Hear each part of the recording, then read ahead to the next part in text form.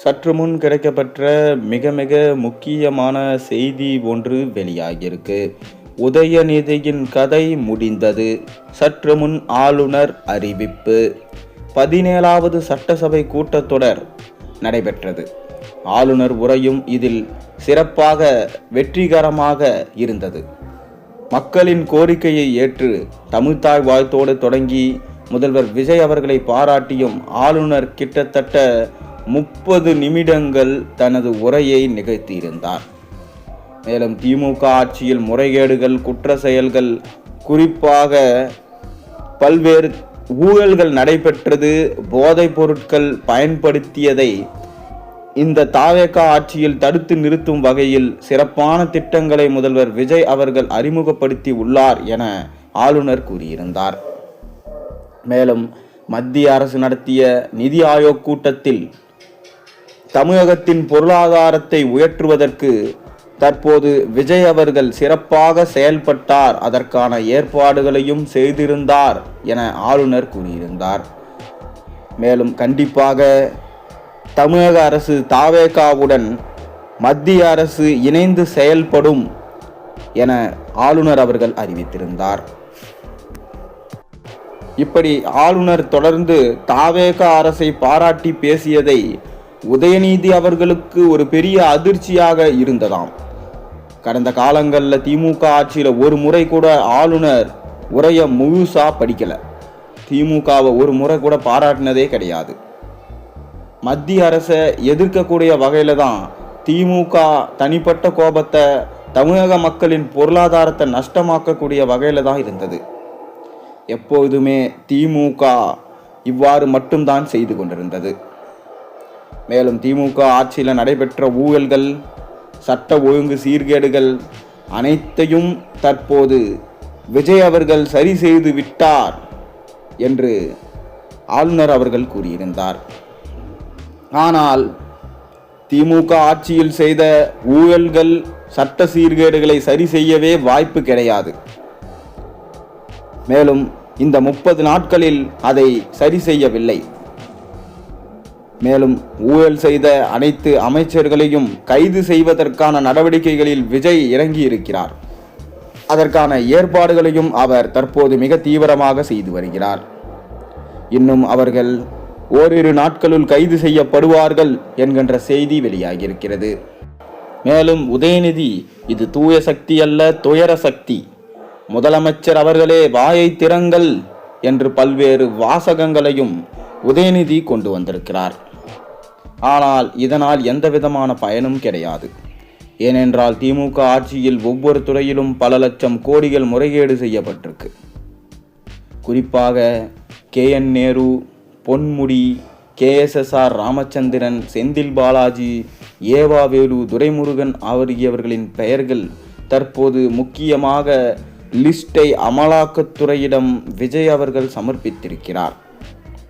மேலும் அமலாக்கத்துறையும் செந்தில் பாலாஜி, KN நேரு மீது வழக்கு பதிவு செய்து நடவடிக்கை எடுக்க வேண்டும் என விஜயிடம் கடிதங்களை அனுப்பியிருந்தார்கள்.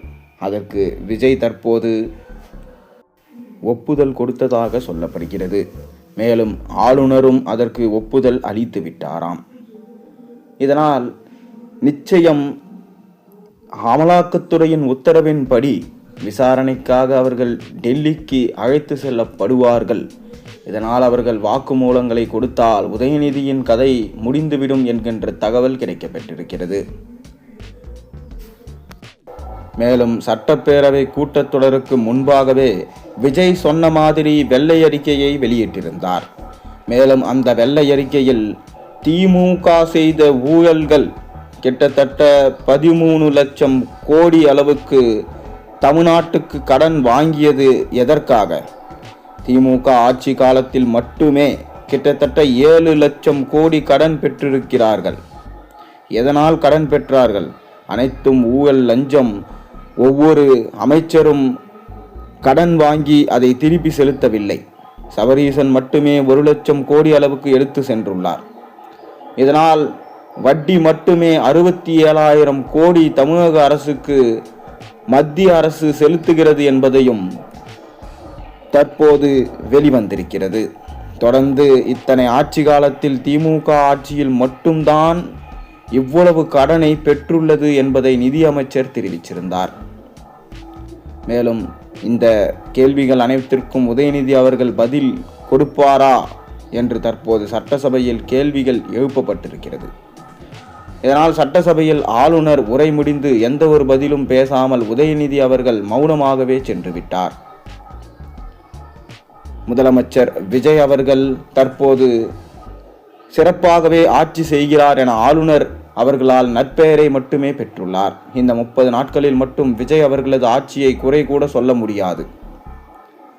மக்களும் விஜய் அவர்களை சிறப்பான முதல்வராகவும் நிரந்தர முதல்வராகவும், திமுக ஆட்சியில் மக்கள் ஸ்டாலினுக்கு எதிராகவும் உதயநிதி அவர்களுக்கு எதிராகவும் தற்போது போர்க்குடி தூக்கி இருக்கிறாங்க.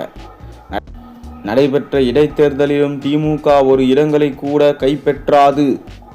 அது மட்டுமல்ல, ஆளுநர் உரையின் போது மறைந்த முதல்வரான அண்ணா, காமராஜர், பெரியார் போன்றவர்களை வாழ்த்து ஒட்டுமொத்தமாக மரியாதை செலுத்தும் விதமாக அவர்களது பெயரையும் உச்சரித்திருந்தார் ஆளுநர்.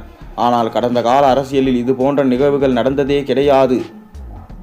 மக்களின் கதாநாயகனாக திரையில் மட்டுமல்ல தரையிலும் விஜய் அவர்கள் இருக்கிறார் என்பதை ஆளுநர் புகழ்ந்து பேசியிருக்கிறார்.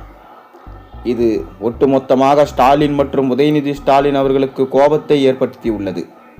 உதயநிதி அவர்கள் கேட்கக்கூடிய கேள்விகள் கிட்டத்தட்ட விஜய் அரசை அலறவிடும் என்று திமுகவினர் சொல்லி வந்தாங்க. ஆனால் உண்மையில் என்ன நடந்தது? உதயநிதி அவர்கள் கேள்வியை கேட்பார் என்று பார்த்தால் விஜய் அவர்களது பதில்களும் அமைச்சர்களது பதில்களும் திமுகவை தற்போது பகிரங்கமாக அட்டாக் செய்யும் விதத்தில்தான் இருக்கிறது. திமுகவை கதறவிடக்கூடிய வகையிலும் திமுக மேடைக்கு மேல் ஏறி கிட்டத்தட்ட வாக்குவாதம் செய்யும் அளவிற்கும் அவர்களது பதில் இருக்கிறது. ஏனென்றால் திமுக கடந்த காலத்தில் முறைகேடு, ஊழல் குற்றச்சாட்டுகள், பெண்களுக்கு பாதுகாப்பு இல்லாத சூழ்நிலையை உருவாக்கியது.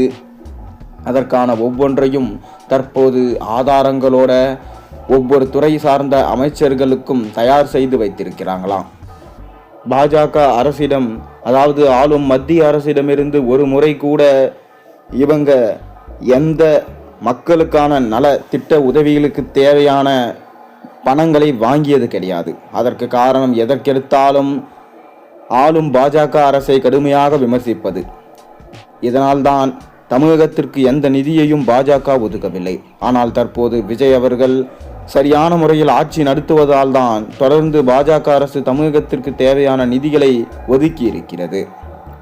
மேலும் உதயநிதி ஸ்டாலின் அவர்கள் தொடர்ந்து சர்ச்சையான பேச்சுகளை பேசுவதால் கண்டிப்பாக எதிர்க்கட்சி தலைவர் அந்தஸ்தையும் அவர் இழப்பார் என்கின்ற செய்தி வெளியாகியிருக்கிறது.